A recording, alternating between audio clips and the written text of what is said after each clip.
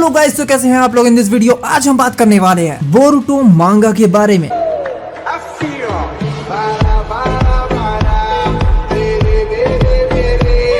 And Boruto मांगा chapter 81 इतनी जल्दी तो आने वाला नहीं है, तो हम अपनी थ्योरी वीडियोस को इंक्लूड कर सकते हैं, जो हम करते रहते हैं और ये चीज करना भी चाहिए। क्या पता कहाँ सही हो जाए हम।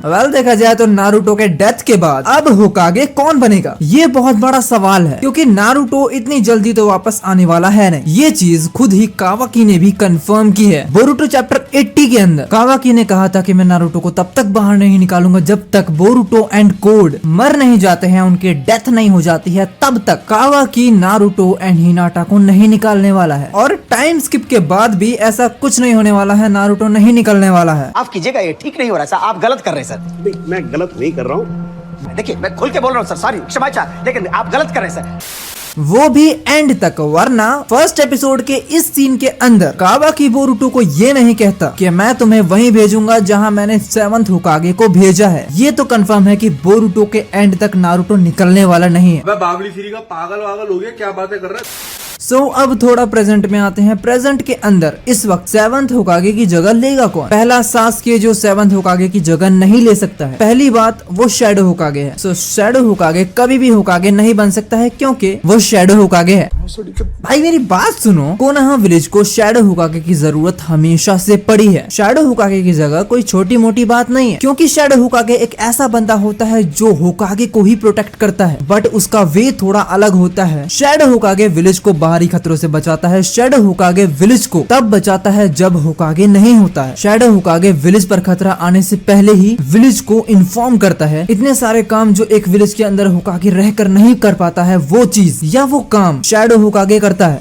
इसलिए सासके द शैडो होकागे तो नहीं बन सकता है, क्योंकि अगर सासके ही होकागे बन गया तो शैडो होकागे फिर कौन बनेगा, क्योंकि कोनोहा विलेज को हर जनरेशन के अंदर शैडो होकागे की जरूरत पड़ी है। भले वो 5th होकागे के टाइम पे जिराया हो, 4th होकागे के टाइम पर फुगाकू हो, या 3rd होकागे के टाइम पे इताची हो, या फिर 7th होकागे के टाइम पर सासके हो। मेरी थ्योरी के हिसाब से सासके तो बीच में से हट गया है, ये कंपटीशन से बाहर ही हो गया है, क्योंकि शैडो होकागे ही अगर नहीं रहेगा तो उसकी जगह लेगा कौन। कावाकी ले नहीं सकता है, वो इतना बड़ा हुआ नहीं। बोरुटो को बनाया नहीं जा सकता, क्योंकि बोरुटो कोनोहा का एनिमी है, ऐसा पूरा कोनोहा समझता है। एंड शैडो होकागे कम से कम वो बंदा तो हो जिसपे कम से कम होकागे तो बिलीव करे, क्योंकि यहाँ चैप्टर 80 के अंदर तो सासके खुद ही बोल रहा था कि मैं तो अपनी बेटी की वजह से आ गया, वरना मुझे तो तुझ पे यकीन ही नहीं है। एंड दूसरा, बोरुटो की एज भी तो नहीं है, क्योंकि अगर कावाकी की नहीं है तो बोरुटो की कहाँ है। अब बात आई होकागे की कि होकागे बनेगा कौन, कैंडिडेट में है कौन। मैं बताऊं तो मैं एक बंदे को प्रेफर बिल्कुल भी नहीं करना चाहूंगा, जिसके लिए मैं बिल्कुल भी रिस्क नहीं लूंगा, और मैं बात कर रहा हूँ कोनोहामारू की, क्योंकि कोनोहामारू अब तक एक बहुत ही बड़ा यूजलेस रहा है। मैं सिर्फ मांगा की बात कर रहा हूँ, एनिमे की नहीं। फिलर्स में तो उसको यूज करेंगे ही।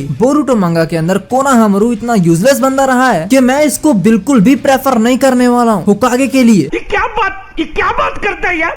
देखो मेन बात यह है कि खतरा यहाँ पे बहुत बड़ा है। उत्सुकी का खतरा कोई छोटी बात नहीं। एंड कोड भी तो है। कोनोहामारू स्ट्रेटेजी बनाने में अच्छा होगा, ये मैं मानता हूँ, लेकिन कोनोहा विलेज को एक ऐसा बंदा चाहिए जिसने वॉर देखी हो, जो एक्सपीरियंस्ड हो, उस वॉर को लीड किया हो एंड उस वॉर को जीता भी हो। तुम बिल्कुल सही सोच रहे हो, मैं ककाशी की बात कर रहा हूँ।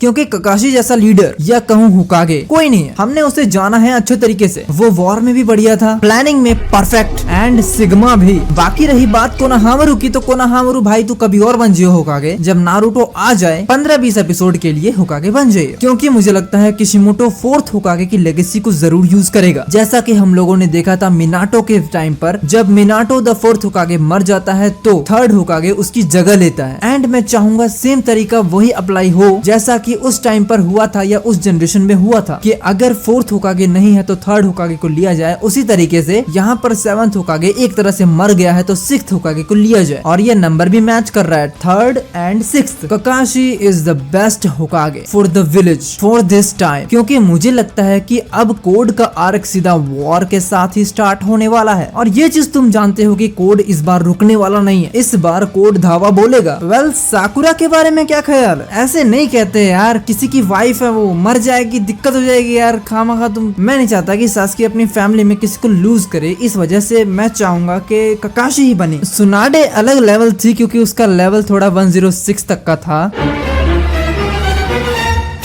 दूसरा, साकुरा बनती है तो खाली मैदान में हमें मिलेगा क्या?